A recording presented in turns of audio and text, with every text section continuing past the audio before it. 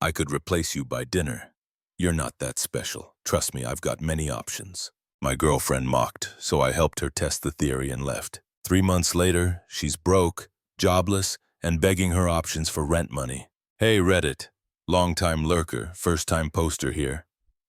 Never thought I'd end up writing one of these, but I've got a story that still blows my mind when I think about it. Let's just say it involves an entitled ex, a lesson in self-respect and the kind of peace you only find after walking away from chaos. Buckle up, it gets wild. Miranda had this way of making everything about her, even when she was wrong. Especially when she was wrong.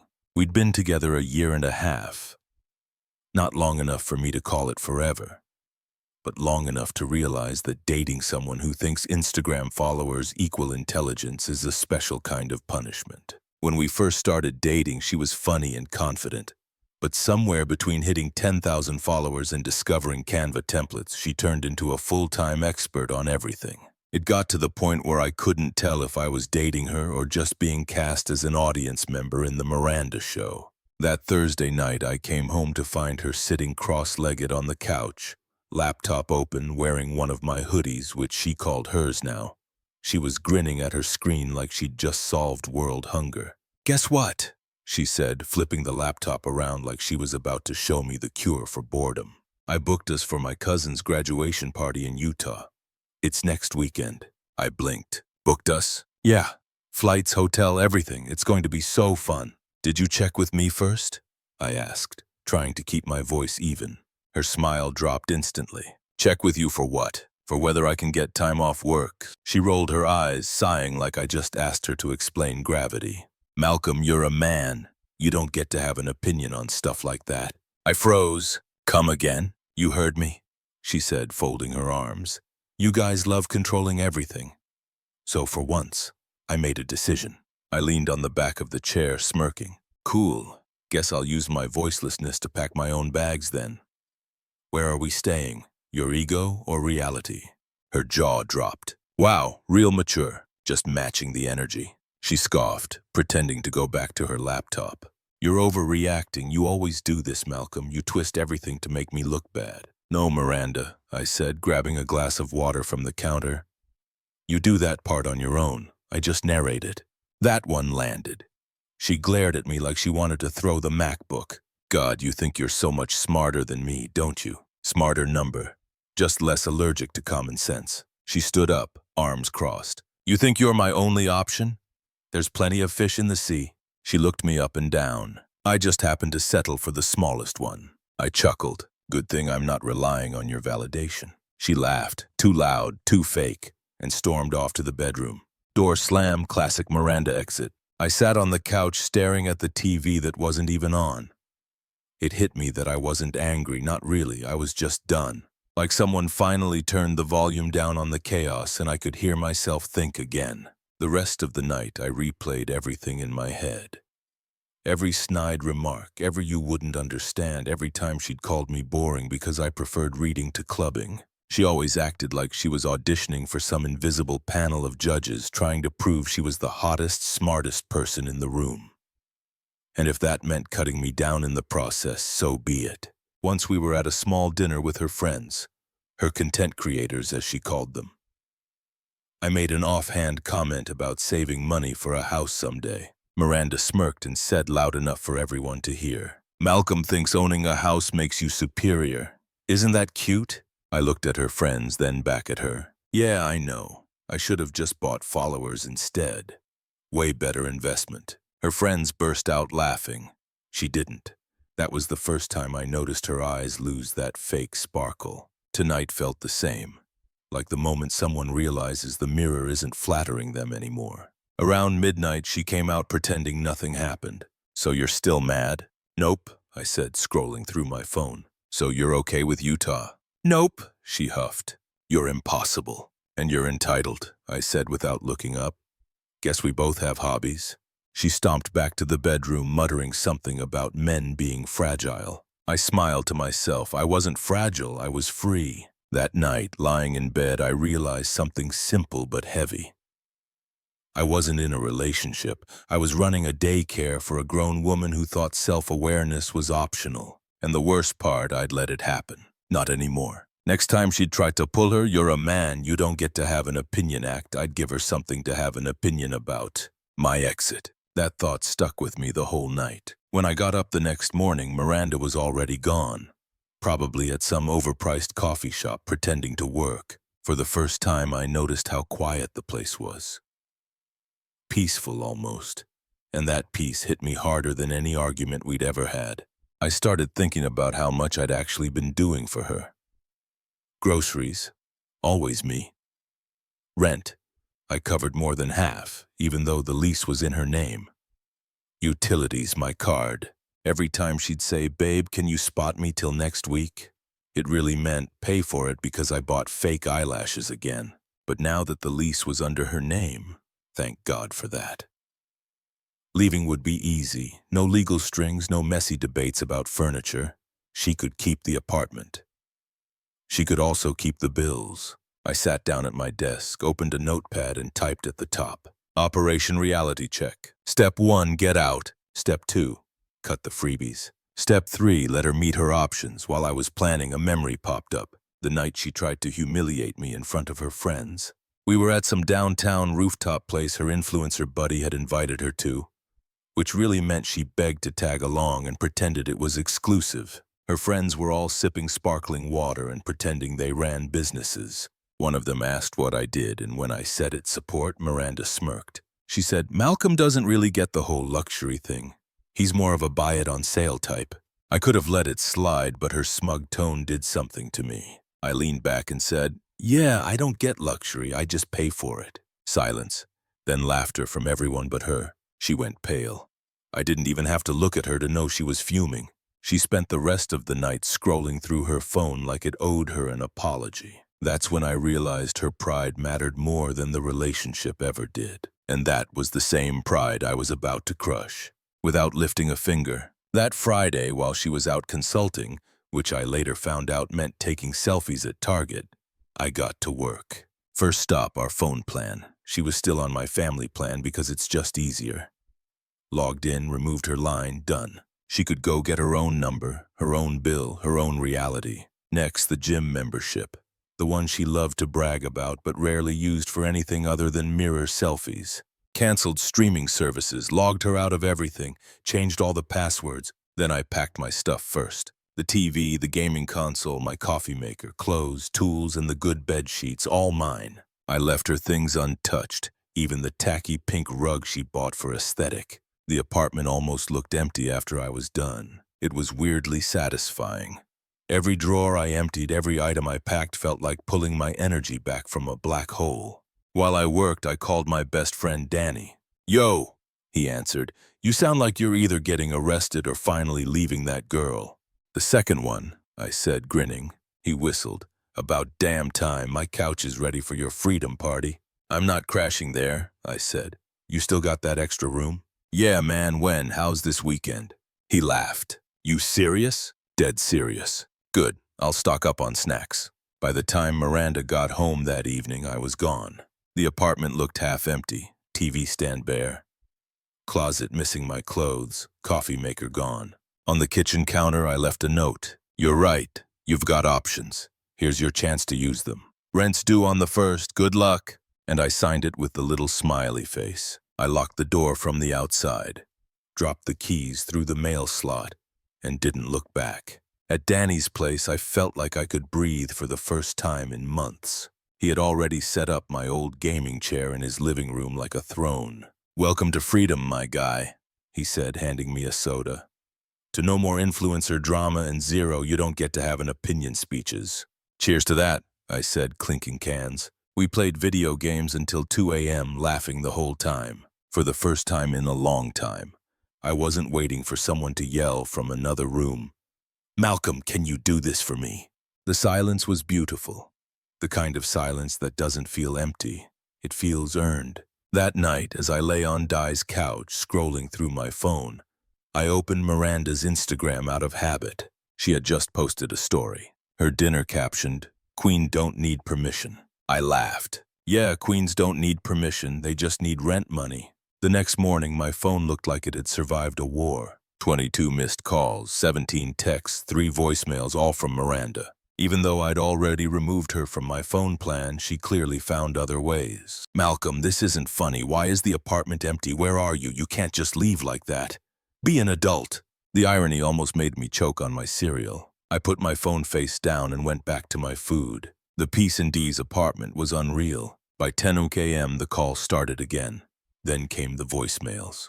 The first one was her crying. The second one was her yelling. The third one was a mixture of both. Malcolm, you're acting like a child. Grow up and come home. You can't just walk away from responsibilities. Responsibilities. She really said that like she'd ever had one. I ignored every message. Danny was on the couch next to me, half asleep, scrolling on his phone. She's going to blow up your phone for at least 3 days, he mumbled. Then she'll switch to, I miss you texts. Classic cycle. Yeah, I said, smirking. Let her enjoy the silence she never gave me. It was true. Being alone felt clean, like someone opened a window after months of stale air. While sipping coffee, I thought about all the times I'd warned her. Flashback to 3 months earlier, her phone blowing up with notifications at dinner. I jokingly asked her, you flirting with people again? She looked up and said, oh my God, Malcolm, relax. You can't handle a little fun. You're too serious. Too serious. That was always her line. She'd use it any time she got caught being disrespectful. Like the time she posted thirst traps with the caption, single energy. I warned her, keep playing like that and I'll walk. She laughed in my face. You won't, you love me too much. Now that memory made me laugh harder than any comedy show ever could. By noon, she'd switched tactics. I'm sorry. Okay, can we talk? I didn't mean what I said. You know I love you, why would you do this to me? I didn't reply. Instead, I did something I hadn't done in over a year. Opened Tinder, not because I was looking for anyone. I just wanted to see what normal people looked like again. Danny peeked over my shoulder. Oh no, my boy's back on the market. Women of the world, be afraid. Relax, I said, scrolling, just browsing. Within an hour, I had 5 matches. A couple were randoms, but 2 of them familiar faces. One was Kendra, a girl who used to hang out with Miranda's brunch squad. The other was Tasha, who used to comment under Miranda's posts with, your goals, girl. I didn't message them, didn't have to. Word travels fast in their circle. Sure enough, by that evening, Danny showed me a screenshot someone sent him. Miranda had posted a story. Some people move on fast, shows who they really were. I laughed so hard I almost dropped my phone. Fast. It's been 24 hours, bro. Oh, in her world, that's like betrayal level speed, Danny said, grinning. An hour later, my phone buzzed with an unknown number. I picked up. Malcolm. It was Jade, one of her calmer friends. Yeah? Miranda's at my place crying, says you just disappeared. What's going on? I moved out, I said simply. What? Why? She said I wasn't her only option, so I'm letting her explore the others. Silence. Then Jade sighed. She's not taking it well. Yeah, I figured, I said. She'll adjust eventually. Can I be honest? Jade said quietly. She kind of brought this on herself. We've all told her she was being, mean to you. She didn't listen. Appreciate that, I said, but I'm not mad anymore, just done. After we hung up, I sat back on the couch. Danny was watching me like a proud coach. You handled that like a boss. No yelling, no begging, no drama. Yeah, I said, because I'm finally playing the one card she never expected. What's that? Silence. The next morning, I woke up to another storm of notifications, this time from her friends. Hey, Miranda's losing it. What happened? Tasha sent. Got another text from Kendra. She's saying you ghosted her and stole the TV.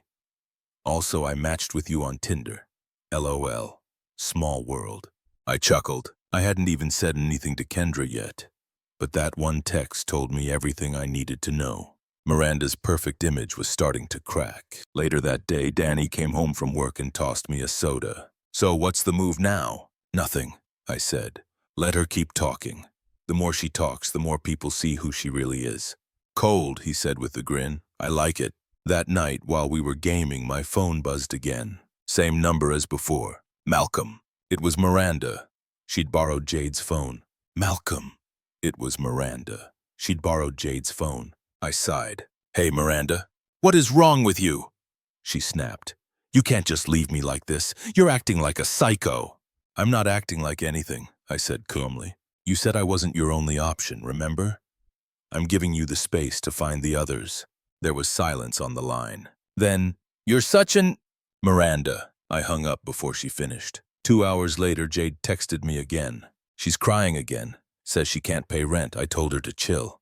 Thought you should know. I stared at the message for a few seconds. For the first time in a long time, I didn't feel guilty. I just felt free. It was like breathing clean air after being stuck in a room full of smoke for months. But apparently, freedom had an alarm system attached to it because Miranda wasn't done trying to drag me back into chaos. 2 days later, I was at work, halfway through fixing a network issue in the psychology department when I got a call from reception.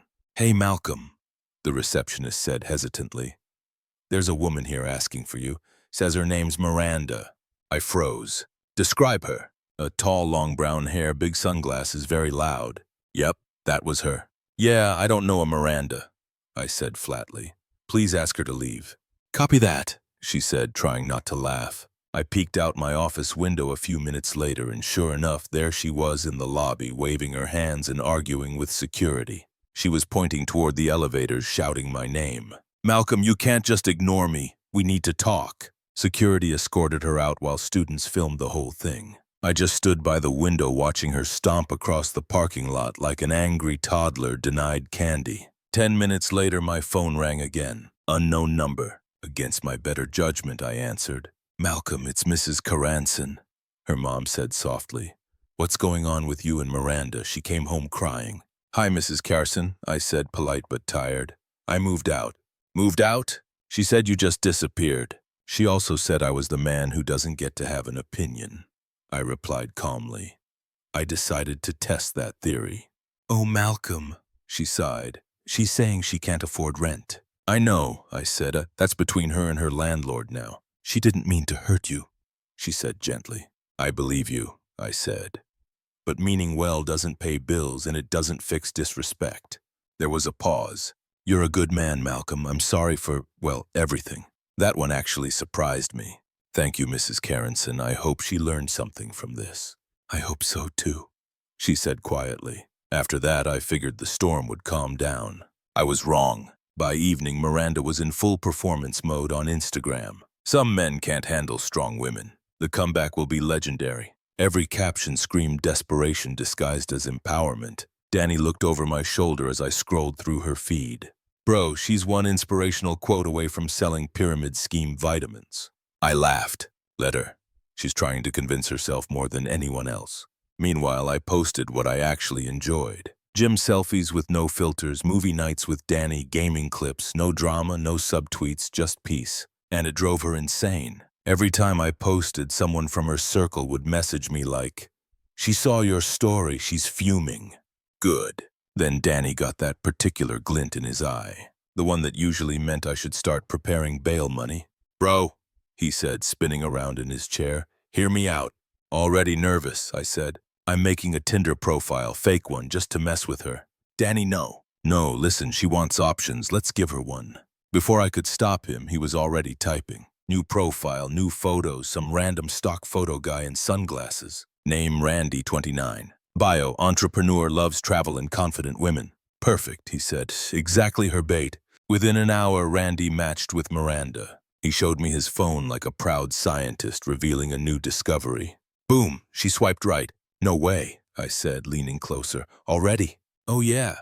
She messaged first too. He read it aloud. "Hey handsome, you look familiar." We both burst out laughing. Danny started chatting with her as Randy. They talked for 2 days. She flirted nonstop, dropping hints about how she'd finally moved on from a toxic ex. Then she sent a message that made me laugh so hard.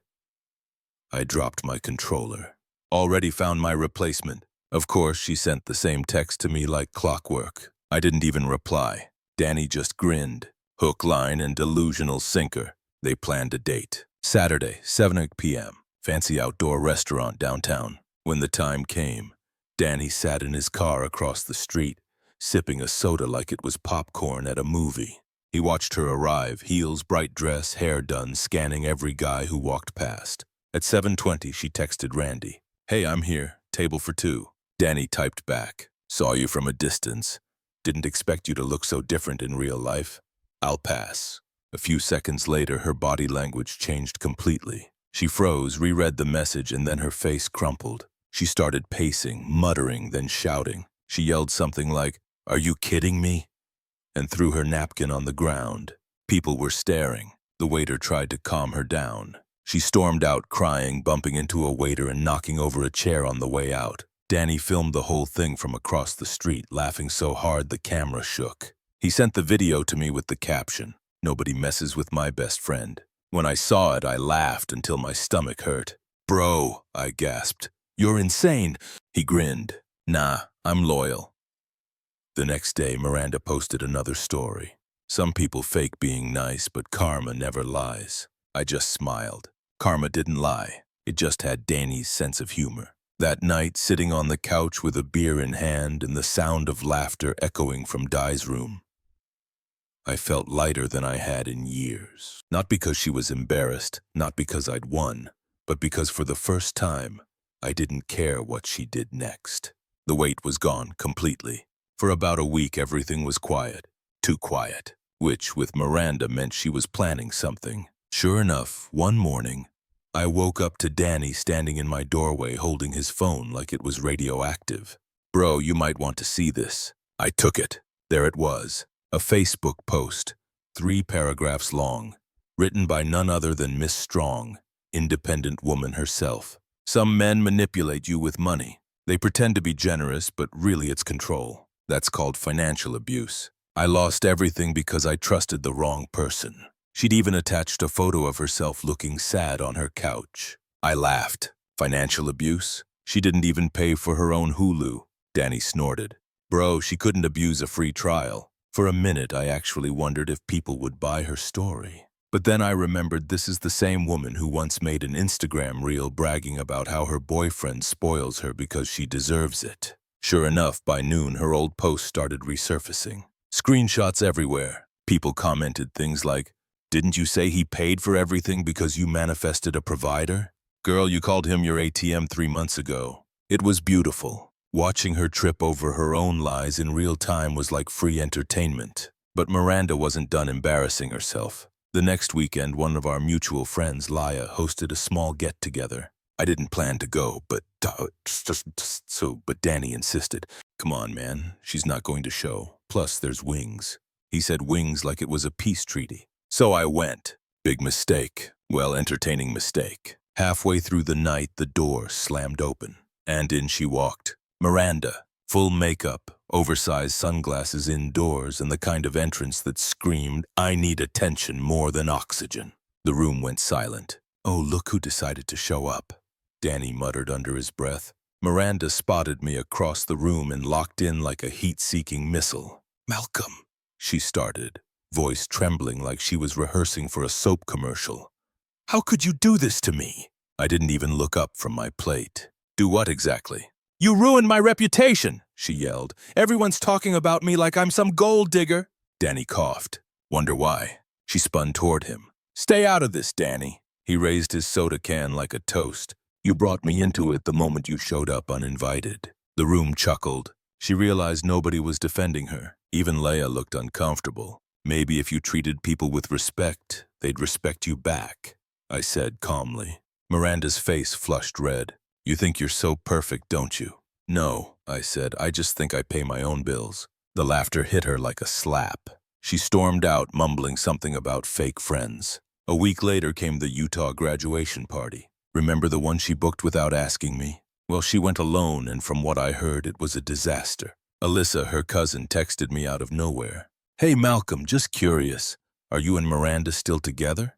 She told everyone you were coming to Utah this weekend." I replied, "Nope, haven't been together for weeks."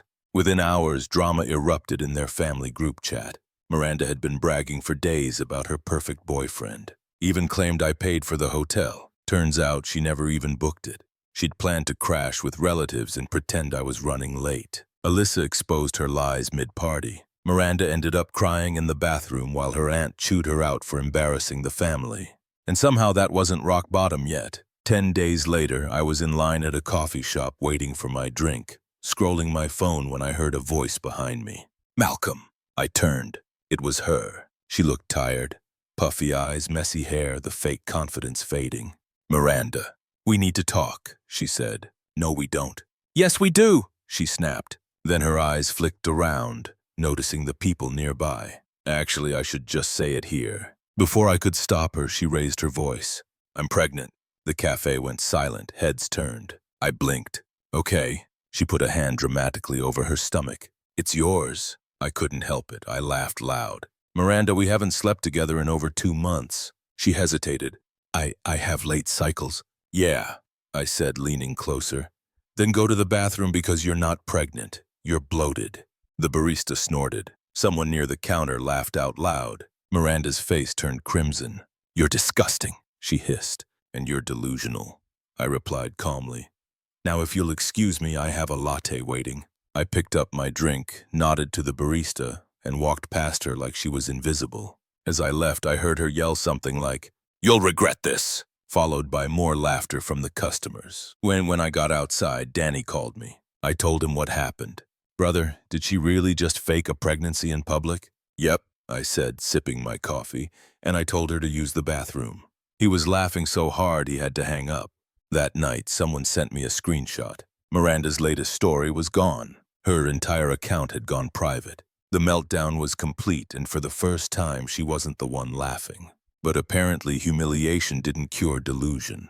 Because 2 days later, Miranda decided her next big move was to start a GoFundMe. The title read, "Survivor of Financial Abuse Needs Help Rebuilding Life." Her goal, $10,000. The description was a masterclass in manipulation. I was trapped in a controlling relationship where everything I owned was taken from me. Please help me get back on my feet. Every dollar helps. Dollar. She even added a crying selfie for effect. Danny read it out loud while I was making breakfast. "Financial abuse, bro. She used your Amazon Prime for 2 years. I laughed. She's not rebuilding her life.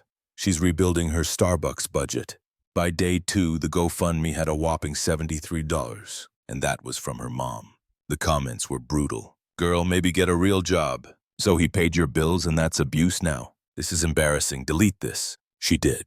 By the end of the week, the campaign was gone. That's when she switched to rage mode. Monday morning, I walked out to my car and stopped dead. Key marks down both sides. Rear view mirror snapped clean off. A deep dent in the hood like someone had stomped on it. Danny walked out holding his coffee, whistled low and said, "Well, someone failed art class." I checked the security camera on the building. There she was at 1:48 a.m. Hoodie up, baseball cap on, but the outfit was a dead giveaway. The same pink hoodie with the huge Boss Babe logo she always wore. Her car was parked right in front, plates clear as day, and the camera caught her face for half a second when she looked up at the lens. I didn't even get mad. I just called the cops. Between the footage and the plate number, they said it was open and shut. When the officer asked if I knew who the suspect was, I said, "My ex, she's the Picasso of poor decisions." They laughed but wrote it down. 2 days later, she outdid herself. It was around 8 p.m. when Danny and I were in the middle of a gaming match. Suddenly, pounding on the door. Loud, angry. Danny paused the game. "Please tell me that's the pizza guy." The pounding came again. "Malcolm, I know you're in there." Danny sighed. "Never mind, that's not pepperoni, that's crazy." I opened the blinds. Miranda was outside, red-faced, mascara straight, yelling at the top of her lungs. "Come out, coward! You ruined my life!" Danny shook his head. Man, she's got the dramatic range of a Lifetime movie. Before I could call the cops, she shoved the door open. I'd forgotten to lock the bottom latch. She stormed in screaming. "You think you can just walk away from me?" I stepped back. "Miranda, get out!" "No!" she screamed, grabbing a nearby picture frame from the wall. It was one of Danny's paintings.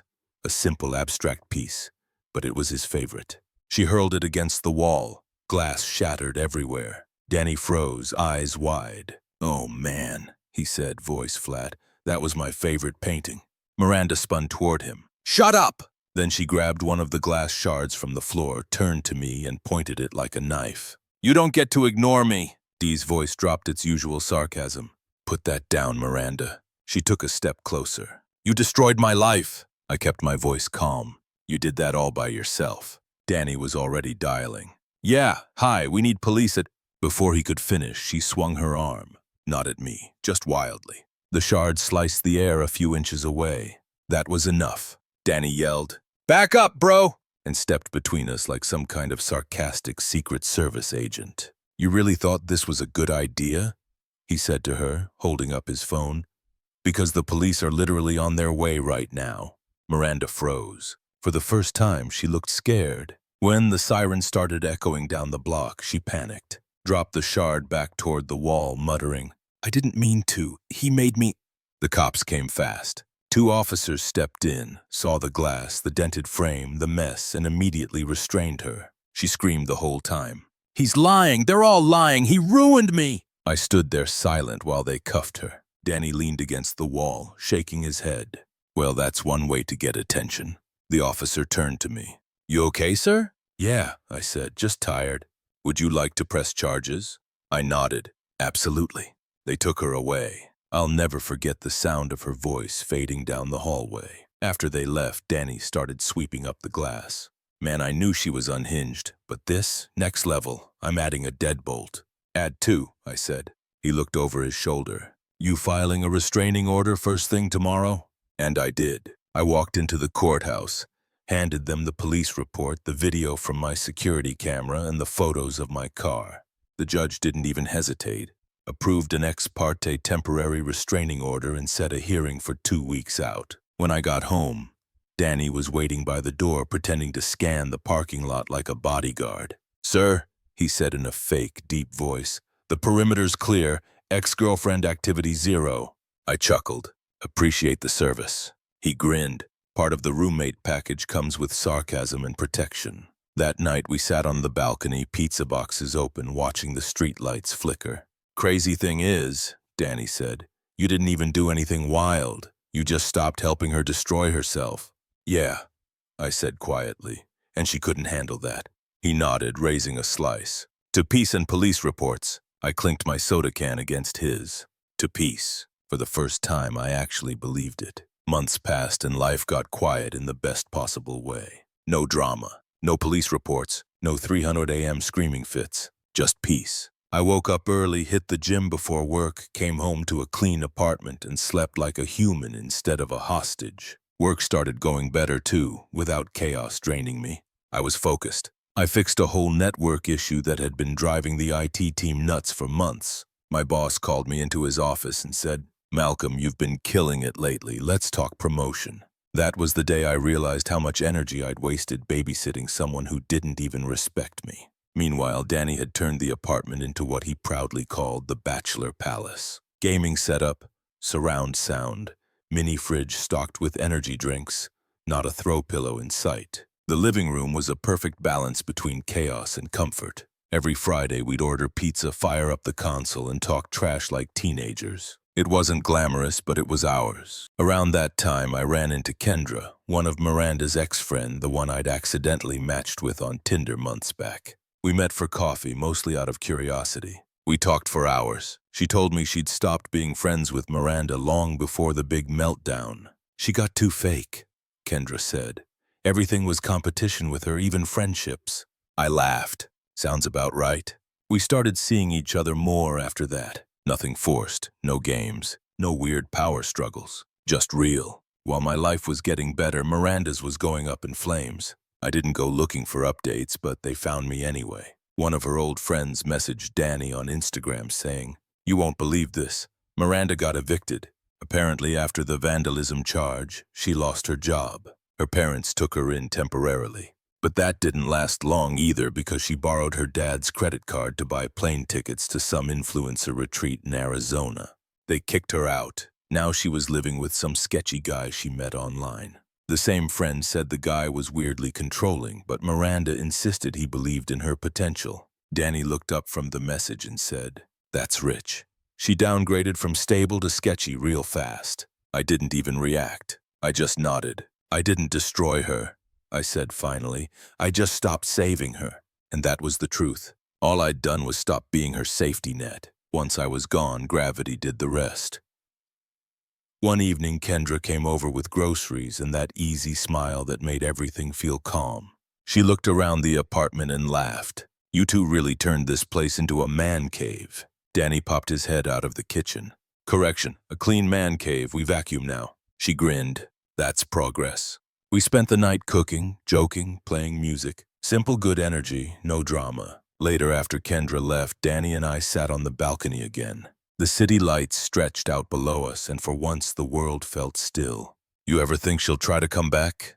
he asked. I shook my head. "Nah. She's too busy learning how hard life gets when nobody's carrying you." He nodded. "Good, because I'm not framing another painting." I laughed. "Deal." We sat there in silence for a while before I said, "You know what the crazy part is? The best revenge wasn't any of that stuff that happened. It was just stopping." Danny glanced over. "Stopping what?" "Stopping the enabling, stopping the arguments, stopping pretending she'd change." He smirked. "So basically you retired from stupidity." "Exactly." That night I went to bed with one thought repeating in my head. Peace isn't revenge, it's better. Revenge still ties you to the person who hurt you. Peace just cuts the rope completely. When someone laughs at the idea of respecting you, the best thing you can do isn't to fight them. It's to walk away and mean it. Because once you stop saving people from the consequences of their own choices, you learn the most important lesson of all. Respect yourself enough to leave and never look back.